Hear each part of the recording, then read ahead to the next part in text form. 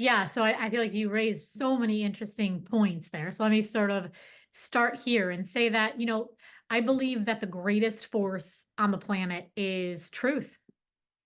And I think that there are oftentimes a lot of processes or a lot of, that saying there's a lot of roads to Rome. I think there's a lot of ways that you can access the truth.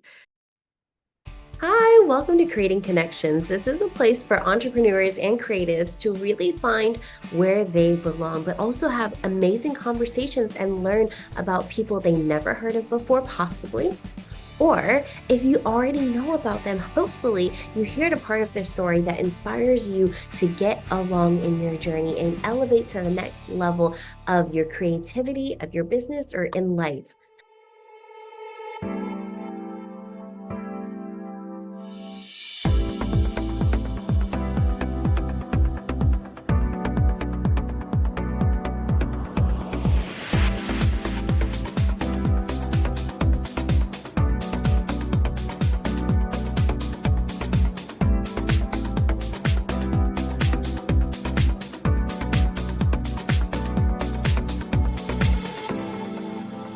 The goal is to support others, which you do so well, support others who are listening, who might be fearful the next step or be afraid that they're not good enough to do whatever it is that they want to do, to just take that next step and see how that goes because it's not, in most cases, it's not nearly as bad as we think it is. And the way that you present everything, you just do it, you say it so simply, so easy to consume. Like I had shared with you before, my 11-year-old was I listening. remember that. Yeah, Yeah. yeah, and she just was like, "Oh, I like this. Like, let's continue listening." Whereas most of the time, if we're in the car and we're listening to something, she's like, "Can you please listen to my music? Can we listen to something else?" You know? So she learned a lot from it, and we continue to learn from it, and I still pull, like, golden nuggets from it. So, I would just like to have a conversation. So to start there, like we are all just energy and the energetics behind how we live. You What I really loved is that there's the woo-woo space, right? Where it's all universal, all of that. But then you combine that energy space with the science and the data for the people, for the skeptics, for the people who are like, no, I want what you learned through science, the exact data sets and how that helps me and supports me in doing the things. And so I guess I would love for you to talk about that. Is like, if there is ever a moment that we feel stuck or feel like we're just so defeated by not seeing results or not knowing what the outcome is going to be and just feeling so scared of the other side, like where do we go? How do we reconnect with ourselves to know that we can take that next step and that everything's going to be okay? Yeah, so I feel like you raised so many interesting points there. So let me sort of start here and say that, I believe that the greatest force on the planet is truth. And I think that there are oftentimes a lot of processes or a lot of, that saying there's a lot of roads to Rome. I think there's a lot of ways that you can access the truth. So I am a neuropsychologist. I've published very extensively in the scientific literature. So, I really think about myself as an accomplished scientist. You mentioned that some people kind of talk about energy in kind of a more metaphysical way. I think that's great. I really kind of come to it through this neuroscientific lens. And I think oftentimes, I was having a conversation with my husband last night. It's kind of a wild story. And he's a nuclear engineer. So he is about as like scientific and he starts talking to me. He always has these really interesting things. And at the beginning of our relationship, sometimes I'll be really honest with you, my eyes would just like glaze over and I'd be like, oh my God, there he goes again, like talking about atoms or whatever. But as I've like really started to like, he's really interested in this stuff, so I'm really gonna pay attention because he loves it. But Right. the closer I pay attention to the physical sciences, I'm like, that's so interesting because it's mirrored in psychology. So, for example, last night he was talking about material sciences. So he was saying, like, do you know that some metals are flexible and some metals are not flexible at all? And I was like, I don't even know what you're talking about, right? But he started to say that actually what happens is the metals that are flexible can sustain more force. They're actually more powerful than the metals that are not flexible, than the metals that appear to be very strong. And I was Mm. like, that is so fascinating because what that basically says in the material science world, which is as scientific as it gets, hard Yeah, science as you're it right, right, mhm. is that it is better to bend so that you don't break. Oh, I love that, So and you I know, think just yeah, last it talks about this idea of like flexibility and Mhm. how like we gotta have to meet our lives with grace and flexibility and kind of be able to navigate uncertainty in order to be powerful. Oh my gosh, that's perfect for this, and that's how does that bring into the steps that you talked about in your book? What step does that fall into, and how does that play a role in in owning that flexibility, right? How do we tap into that flexibility and remind ourselves that it's okay to be flexible, to really be strong?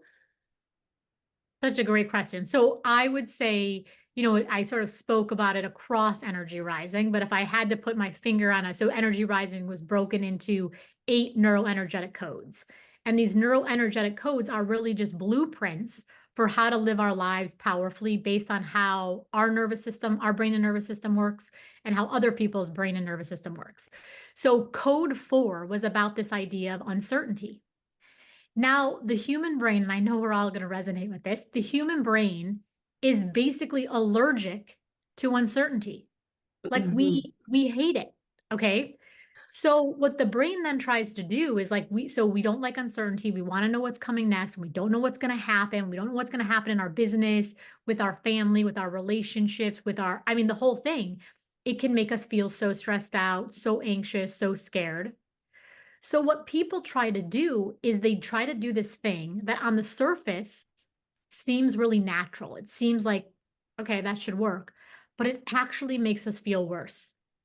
What Mm. we try to do is we try to create external forms of certainty.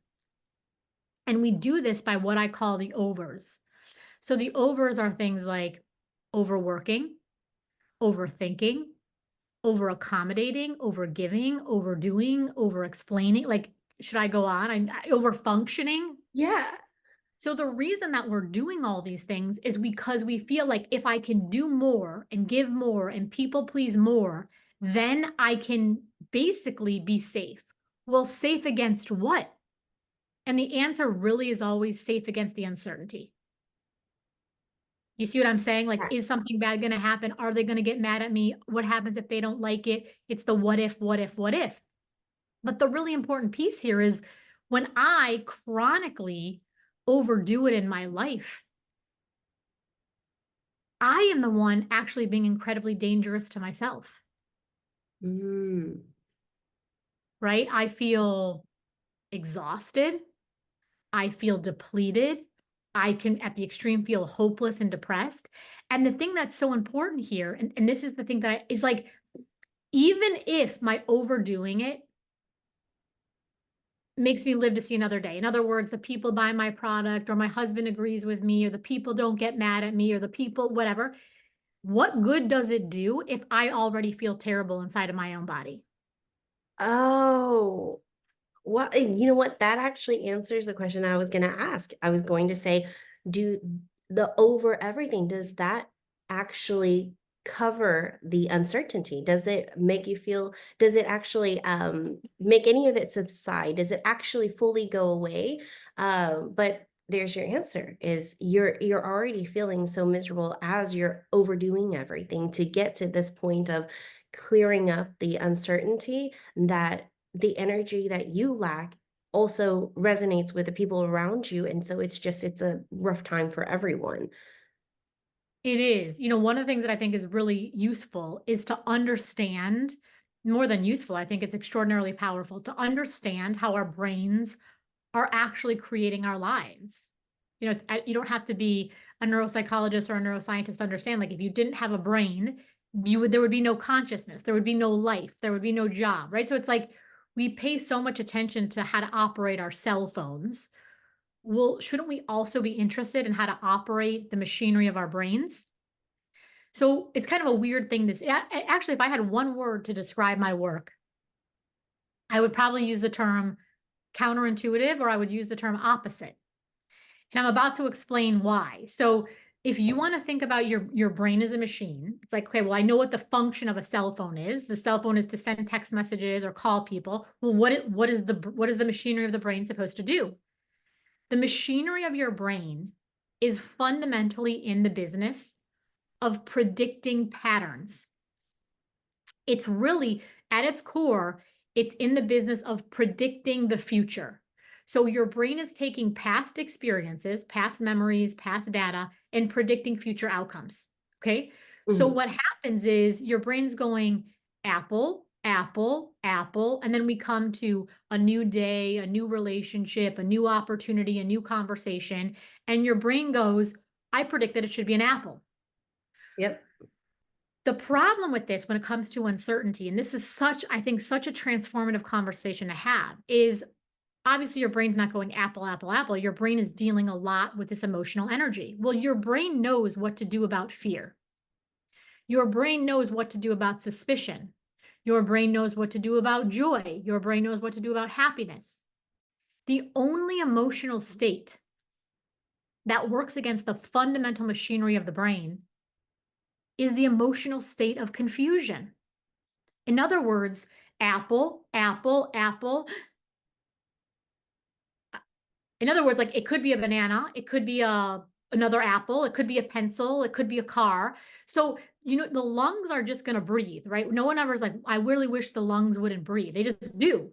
Right. Your brain is going to predict.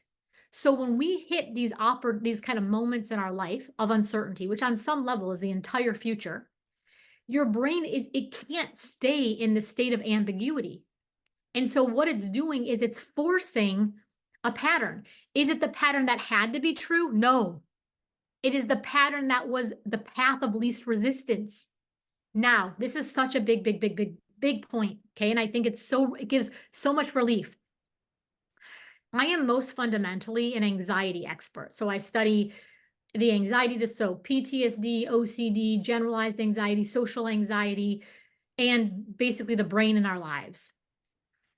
The best definition, and I talk about this in Energy Rising as well, the best definition that I can give you for anxiety is it is a disturbed relationship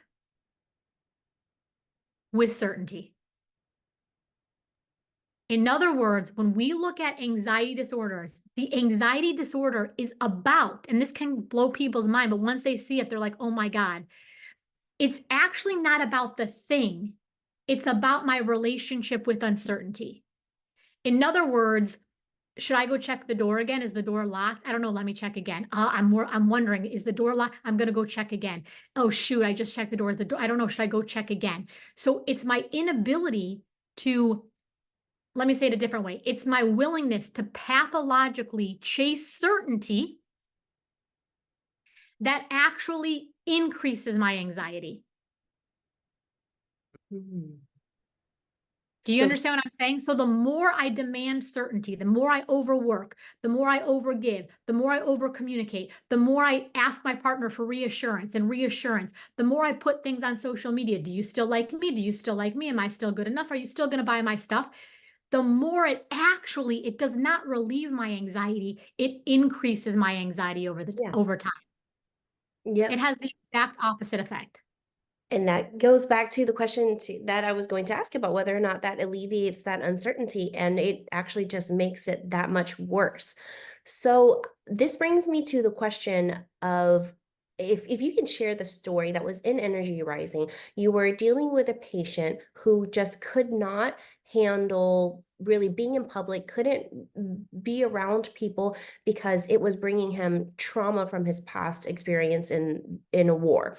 And what you told him to do, he ended up getting really bored of and was like, "Okay, can we stop now?" But that really healed him after years of seeing other professionals and getting other help elsewhere. You gave him the solution that worked. Can you talk to me? Do you know what I'm referencing? I do. Okay, Yeah, okay, yes. absolutely. Can you tell about that story? Because for me, that was so mind-blowing, and it was just so crazy because that also I haven't experienced that kind of trauma or anything, but that can be applied to on all sorts of different levels on things in life that we're uncertain about or that we're so afraid of reliving. Absolutely. Part of the reason, so it was with a combat veteran who was in war. And so he came to see me for PTSD treatment. Part of the reason, so this book, Energy Rising, is not about trauma, right? The book, Energy Rising, is really about how to live an emotionally satisfying, emotionally fulfilling life, how to have good relationships. So then the question is, well, like, why would I? Because the story actually comes early in the book. Why would I have told a story about most of us overwhelmingly are not actually in don't experience combat trauma. Why would I have told such an extreme example? And the reason is exactly what you said. If what I'm about to say gives relief at the most extreme forms of human suffering, then wouldn't there be wisdom and power and relief for the rest of us who still have pain and still get frustrated and still get scared and still get stressed? And the answer is yes, because the brain meets experiences of trauma and stress and uncertainty, not in categorical ways. It's not like this is A, this is B, this is C. Mhm. It meets them on a continuum, right? So some days I'm a little bit stressed out, some days I'm moderately stressed out, and some days I'm extremely stressed out, right? So the parts of the brain that give rise to your stress are always the parts of the brain that give rise to stress. So this story is exactly right. It was a combat veteran who had been back for many, many years, who had PTSD. Now, what he did, so I said, okay, so how have you been coping? And he said, well, I avoid anything that I think is going to upset me. So I avoid people, I avoid conversations, I avoid movies, I avoid going in public. He was avoiding driving because his trauma had happened in the context of a convoy. I avoid, and then a big symptom of PTSD is irritability and anger. So he was kind of getting into altercations at work. There was a lot of family strain. So I said, after all that avoidance, which let's be honest, we all do this. It's like we all avoid things that we think are going to stress us out because we think Mhm. that's the way to relief. Okay. So after all of this avoidance, how has it worked for you? And he said, it really hasn't worked at all. Like I feel like my life has shrunk. I still feel anxious. I feel miserable. I feel depressed.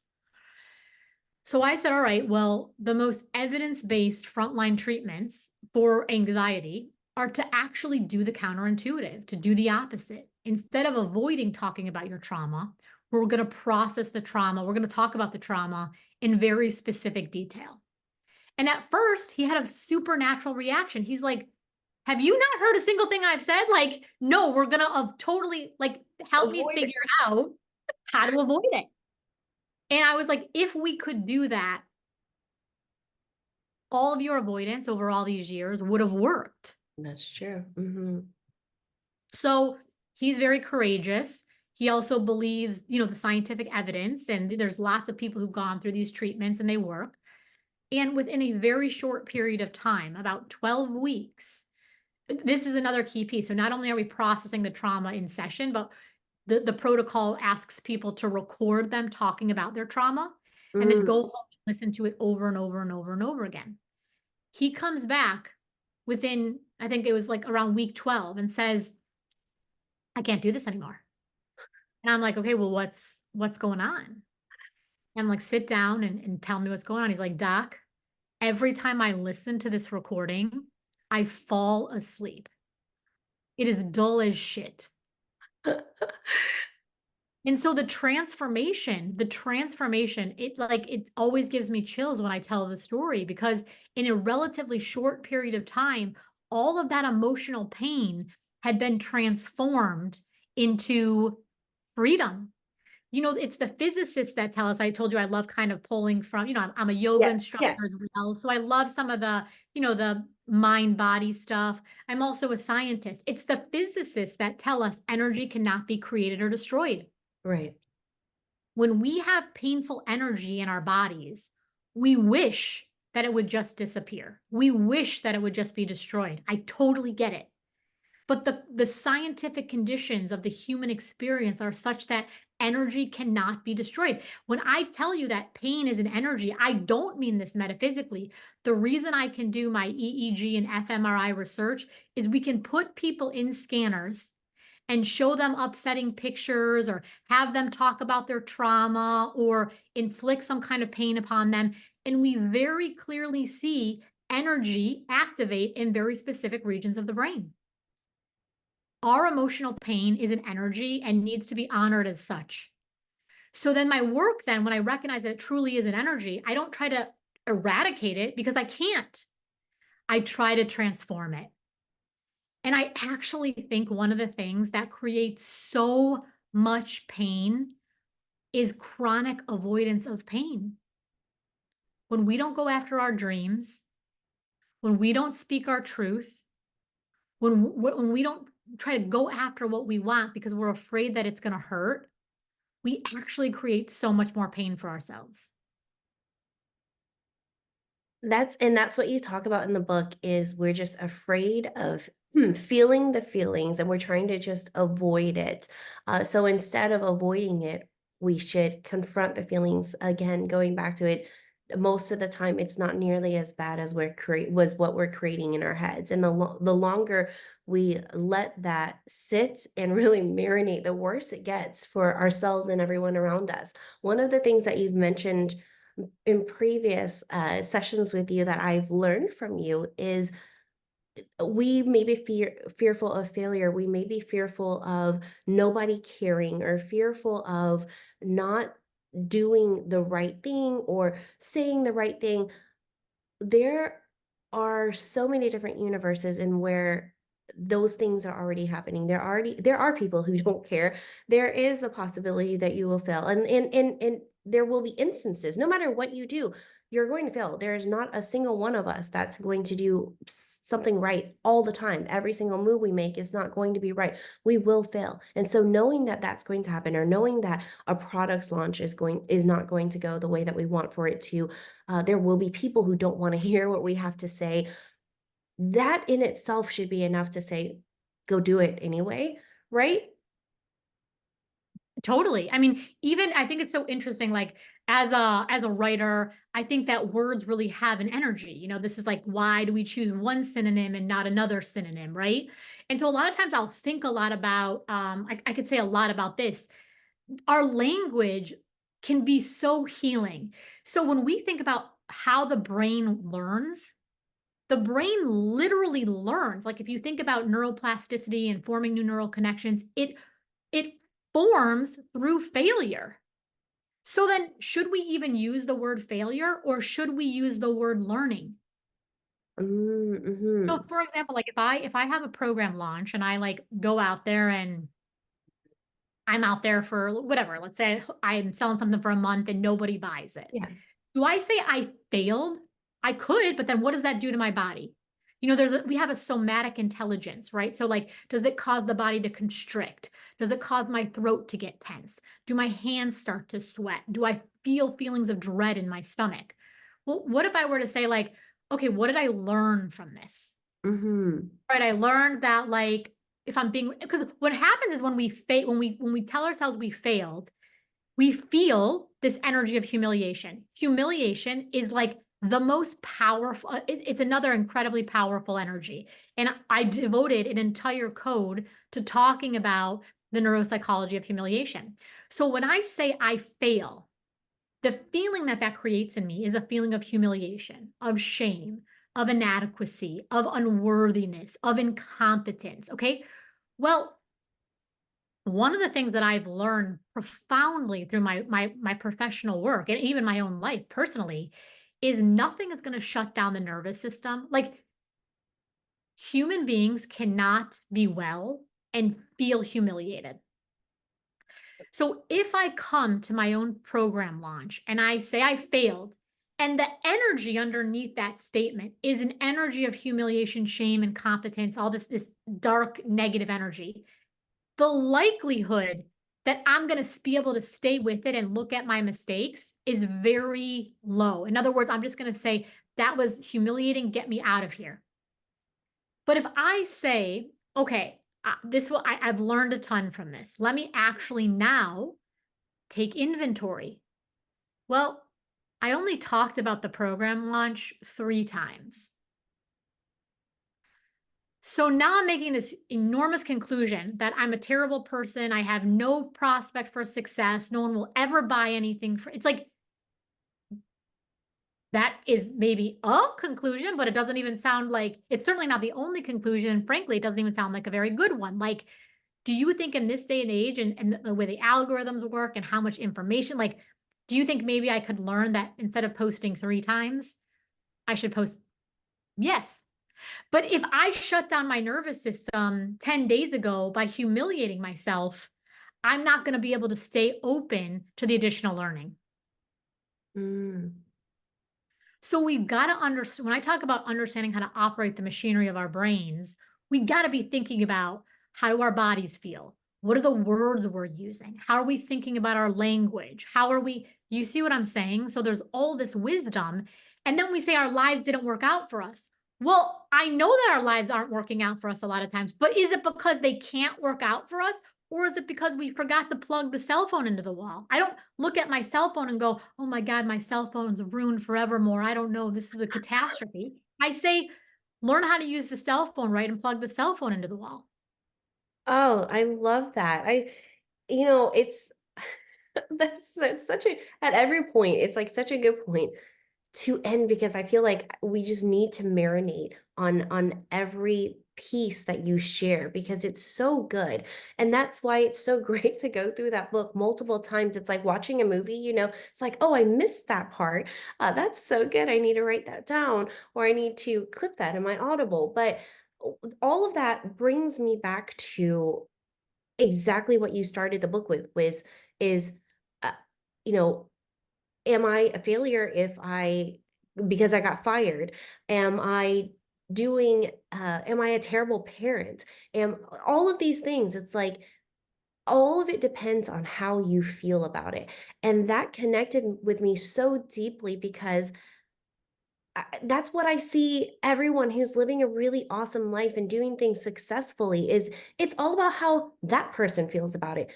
Doesn't matter what anybody else thinks. And I never understood that growing up because, especially in the Asian culture, it's all about how you look to everyone else. It's about your reputation, it's about what everyone thinks about you. And I just didn't, to me, it didn't make any sense.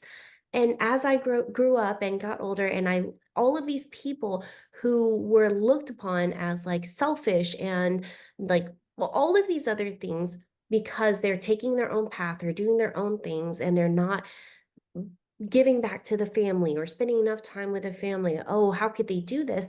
And I would go along and be like, yeah, how come they don't come back? Why don't they spend time with us and all of these things?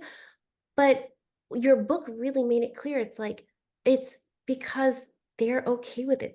They have already made clear to themselves that this is what they're in alignment with. They feel good about this. So when they do show up, they still feel good and they can show up in a good space and not feel ashamed or humiliated because people are thinking certain ways. They're not connected to the way that people think about them. It's what they think about themselves. It's how they feel about certain moments or certain decisions. And to me, that is so powerful. That's the best way to open the book, really, to get you to understand. Like, once you're open to this, the rest of the book is going to like what I mentioned in the beginning is it's going to be life changing. And it's so simple, yet so profound and so powerful.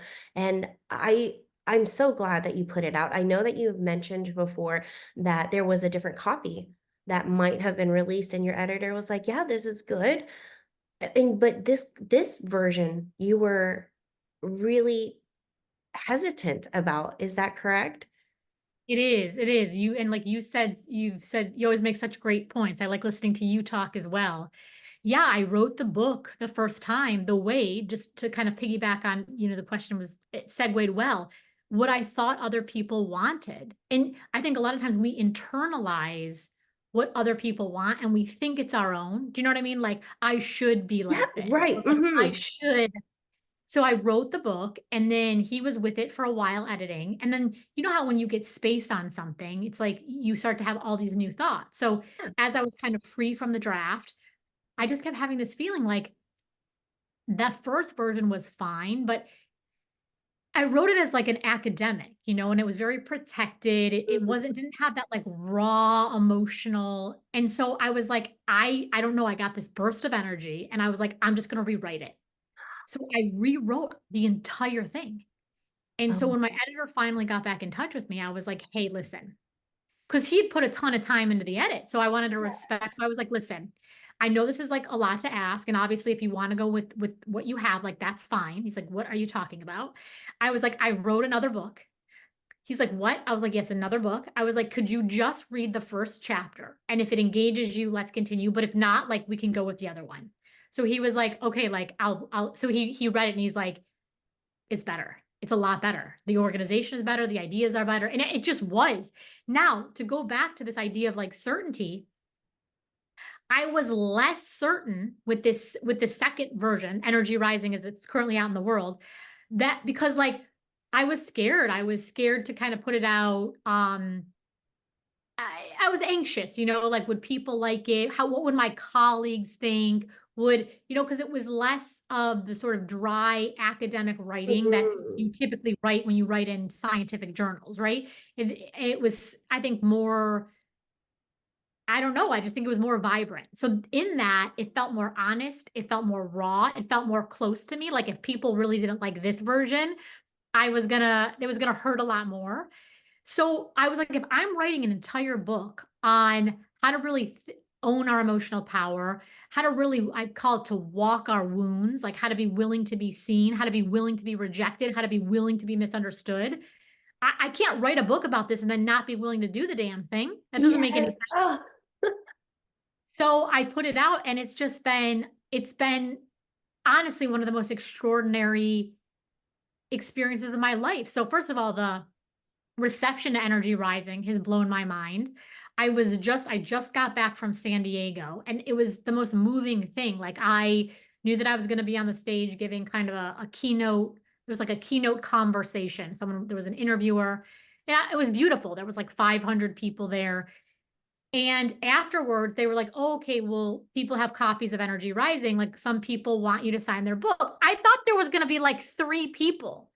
There was like hundreds of I could like cry talking about it, oh, to just see like so many people and then to have this experience where an idea that I do not believe belongs to me. I think truth is universal. It belongs to all of us, which is why it's true.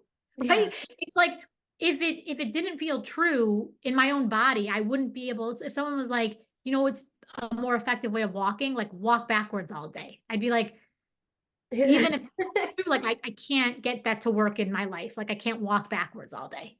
Right. So when I think the reason Energy Rising is resonating is because it feels like true for the people who are reading it. And that to me feels so powerful. It feels so connecting. It feels like we're in on this together. And it's really been extraordinary. Oh my goodness. So when I mentioned I feel like you are like my own personal secret, it's because when I bring the book up into anytime we start talking about books, business books or anything, right? A lot of people in my world has not heard about it. And I just feel like I'm like, oh, you're gonna have your mind super blown. And I'm ready for the day that you are a household name because it's going to come. And then I'm gonna be like, I heard of her a long time ago, and she's always been so freaking amazing. Now, so what's next for you? I know you're doing podcasts, you're making appearances, you're doing speaking engagements. What is the dream for you from here? Because I love seeing you everywhere. Well, that's really sweet of you. What is the dream for me?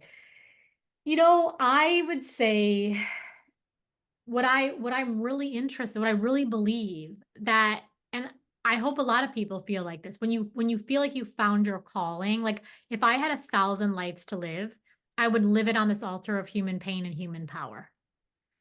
I feel like this I so I don't see, to be totally transparent with you, I don't see situations. Like I don't see like, oh, I'm going to be at X event doing Y thing or having, but I know what I'm going to be talking about. And I will talk about it to anyone who feels like it's valuable to them. And it is this. It is that our pain is the most misunderstood energy on the planet. I understand that pain doesn't feel good. That's definitionally like what it literally means. So when we experience fear, stress, overwhelm, doubt, uncertainty, frustration, like These things feel bad. I get it. But we have a very powerful question to ask ourselves. Scientists say there's like a 1 in 470 trillion chance that you would be born. Our very lives are a manifestation of a miracle. Like life itself is a friggin' miracle. Okay. Like whether you want to take a scientific point of view or a spirit, it's like it doesn't matter. Like even if it's scientific, it's still utterly mind-blowing. Okay. Is the only purpose of our pain, our frustration, our fear, our doubt, is the only purpose to torment us, to shrink us, to make us feel stuck? That doesn't make any sense to me. It doesn't make any sense to me spiritually, and it doesn't make any sense neurologically.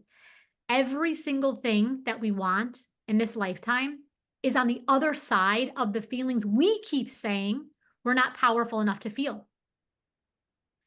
Now it's okay to doubt ourselves, but we have got to trust like in the extraordinariness of the biology. Like when I was pregnant, I was like, there's no way that thing is coming out of me. Like I don't believe it. But like the body is brilliant.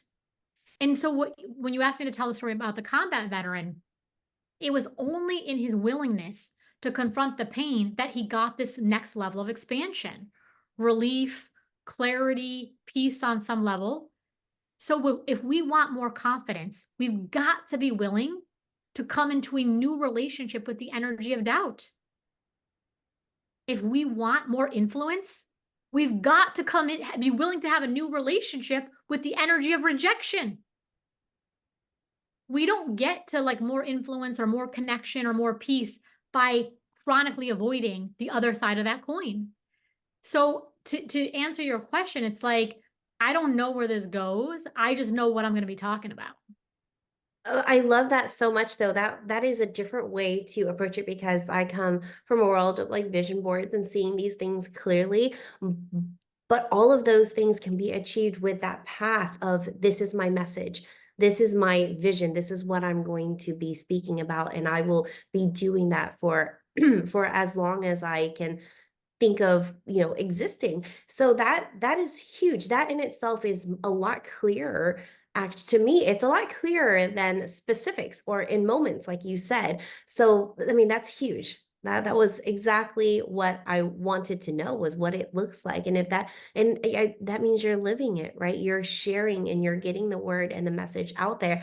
And I'm hoping that everyone listening feels really inspired that they have the right tools right now to do everything that they desire to do as long as they're willing to feel the feelings that they're afraid of feeling, that they don't want to feel, right?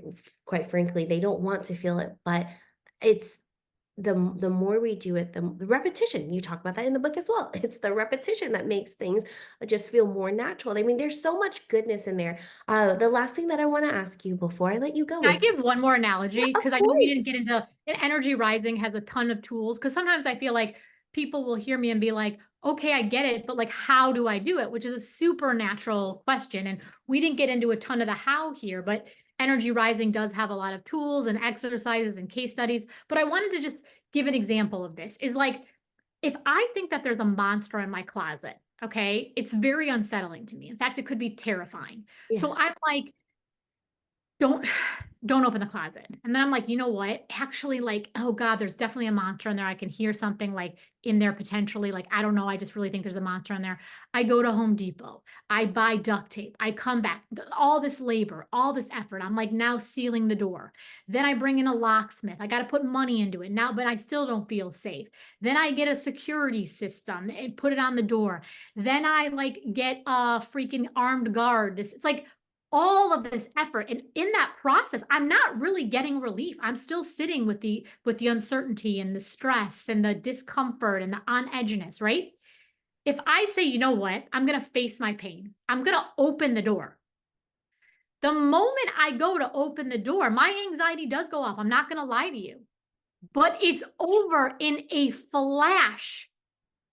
And the second I open the door and I go, I have a closet right next to me, I go, oh my oh my God, there's nothing in there.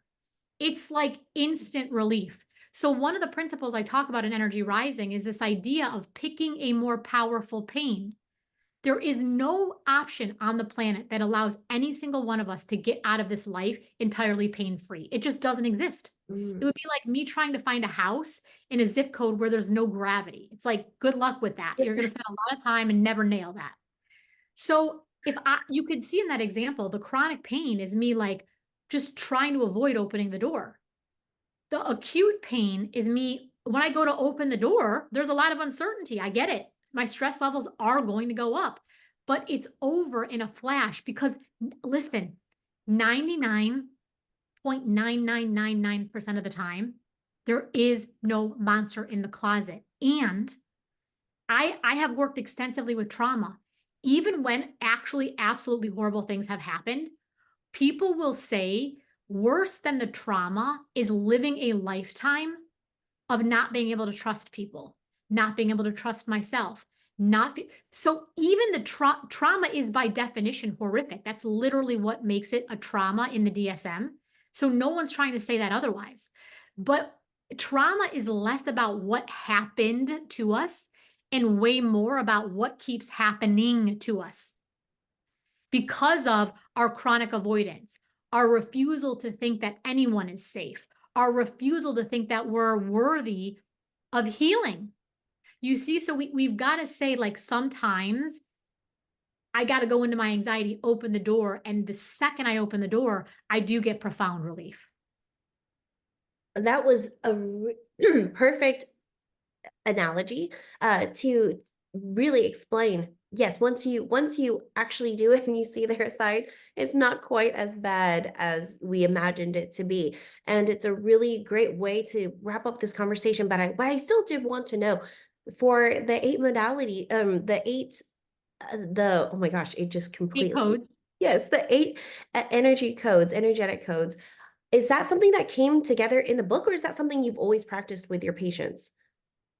So, I it came together in the book in a very concrete, that have you ever heard that saying, if you really want to learn something, write about it?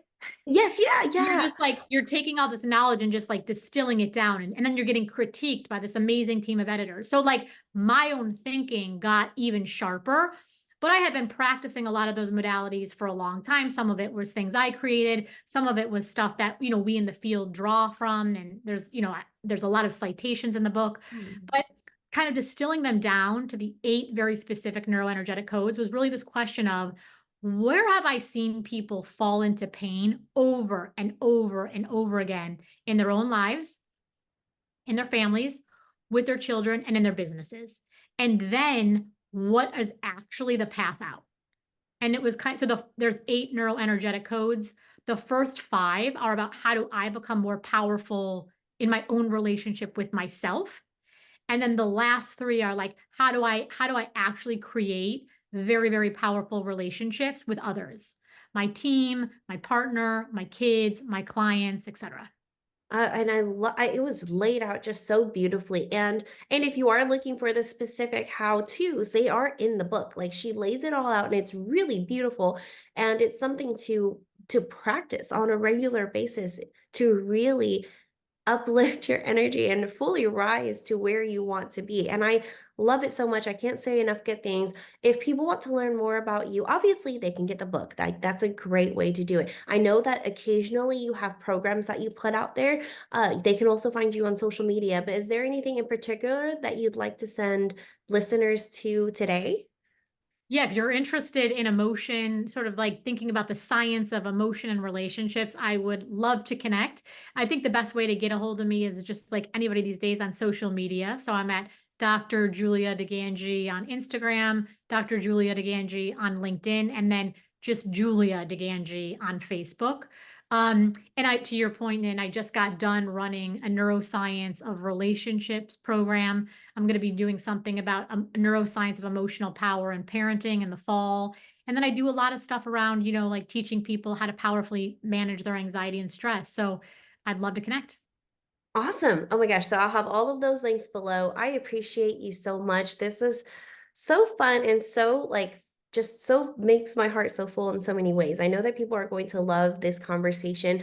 And what I would like to do, I think I would really love to give away 3 copies of the book. So if we do that, what should we do? Just people who reach out, or what should they share? Like share a quote, or what kind of fun thing should we do Ooh, to give okay. them? Well, what do you think? So you like, do you want them to share maybe a quote that was really powerful for them in this conversation that we I had, either something that you said or we said together? Exactly. I think that that was where I was headed. So I think that Yeah, would be perfect. Is just pull something from this conversation that was of value to you, and just share it, and tag me, and yeah. tag Dr. Julia Digangi, and we'll go from there. So like Oh three. my God, I love that. Yeah, I love this that is for gonna be somebody. so Yeah, very cool. cool. Yay! Okay, awesome. If you find value at all in this channel in any way, I would love for you to hit subscribe and to share this community with others. The only way for this to create an impact in the huge way that I hope for, that hopefully you see for yourself as well, is for many people to get involved. People just like you who are inspired and truly have a passion to make a change, a really positive change in a way that only you know how. So I invite you in. Start a conversation with me. Let me know where you're at, what you're excited about these days, and how can we grow together. Most importantly, let's start creating connections.